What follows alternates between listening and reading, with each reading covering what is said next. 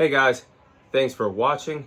Thanks for listening. This is your host Thomas Tyree from On the Hot Podcast. Today, this will be the Combat Series episode number 68 for you guys today. Of course, this episode is going to be coming out on all four of our platforms, our Instagram account, our Facebook account, our YouTube account, and our Apple Podcast account. So let's go ahead and dive into the first segment of the Combat Series this week.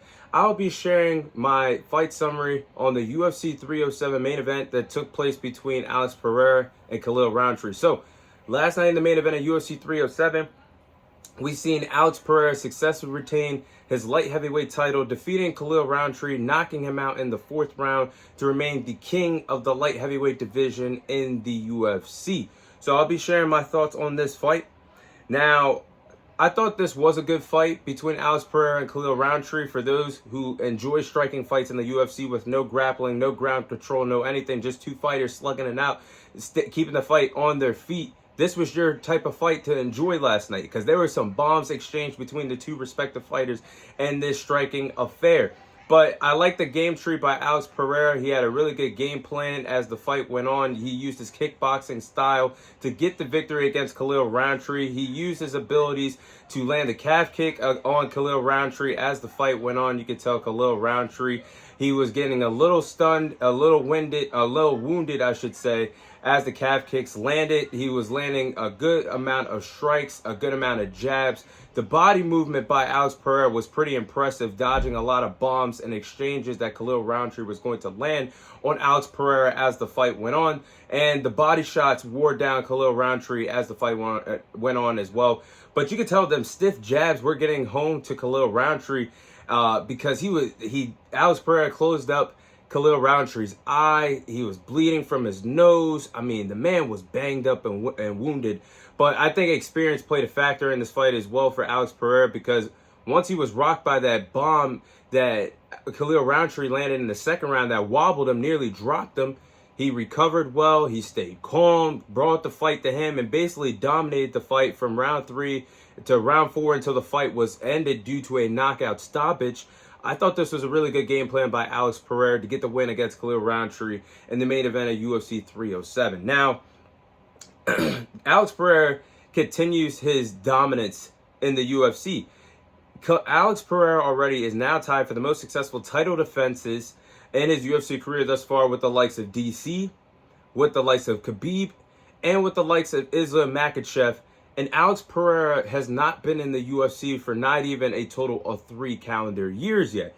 So the dominance that Alex Pereira and the stamp that he's already leaving in the UFC world is pretty phenomenal. And if he continues this, I don't see why, when it's all said and done, he wouldn't be a future Hall of Famer in the UFC. So Alex Pereira is off to a really hot start in his UFC career. Now, I give Khalil Rountree a lot of respect and a lot of credit for how he went out there and fought in the main event of UFC 307.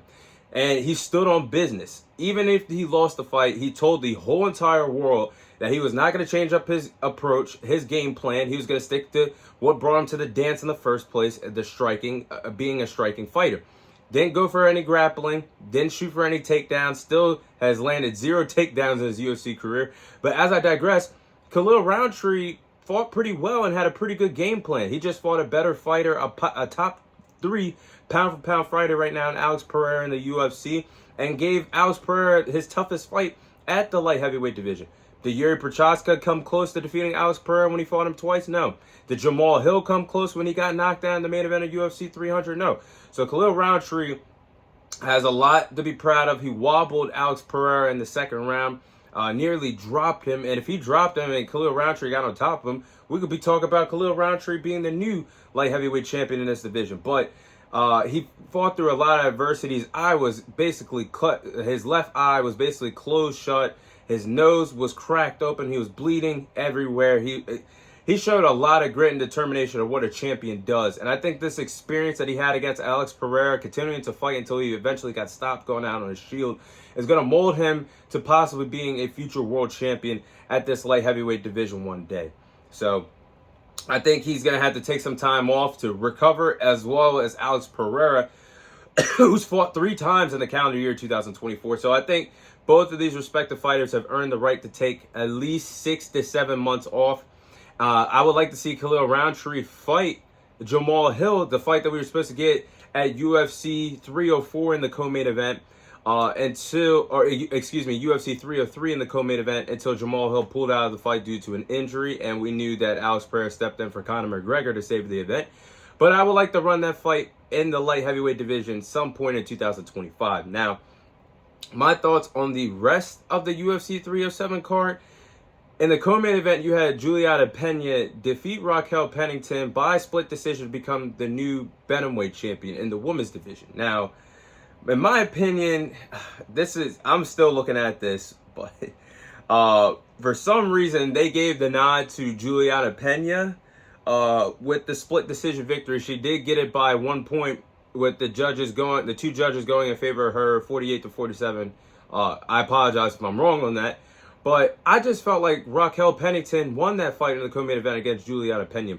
I had her winning by split decision, and if it wasn't going to go Raquel Pennington's way, I think the fight should have been a draw. I don't see how Juliana Pena won this fight. I had this fight scored 3-2 in favor of Raquel Pennington. I had her winning round 1, round 4, and round 5. And especially round 4 when she landed that significant overhand right hand that dropped Juliana Pena in the 4th round. And looking at the stats, Raquel Pennington landed more significant strikes than Juliana Pena in this fight. So I don't understand what these judges were looking at. Juliana Pena calling out Amanda Nunes for a future fight is not a good look. She's retired, and you already had your chance against her. You should have finished her off in the second fight when you had the chance, and instead you got dominated.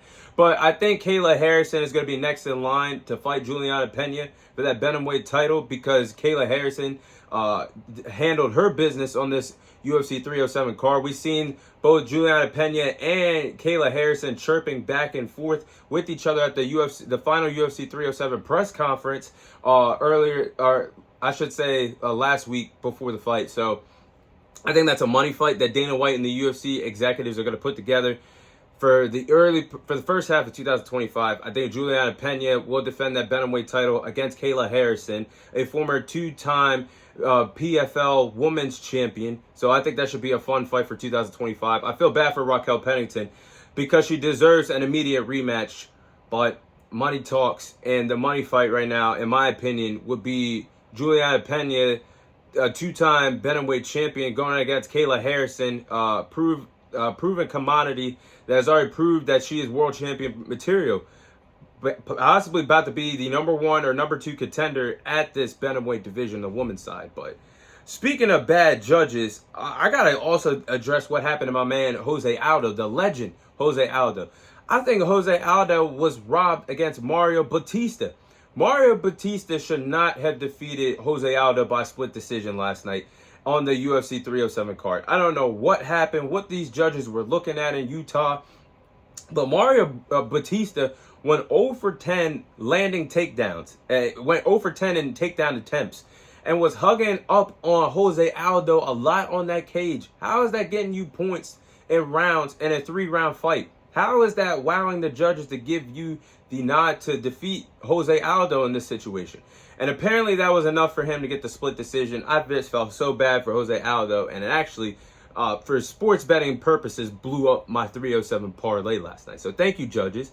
But as I digress, I believe that the UFC should not return to Utah, Salt Lake City. Sorry for anybody out there from Utah watching and listening, but the fact that these judges screwed up a lot during the prelims, before the UFC 307 undercard officially started, during the card, Jose Aldo and Raquel Pennington getting robbed, and basically, I wouldn't say broad daylight, but in front of the people's eyes.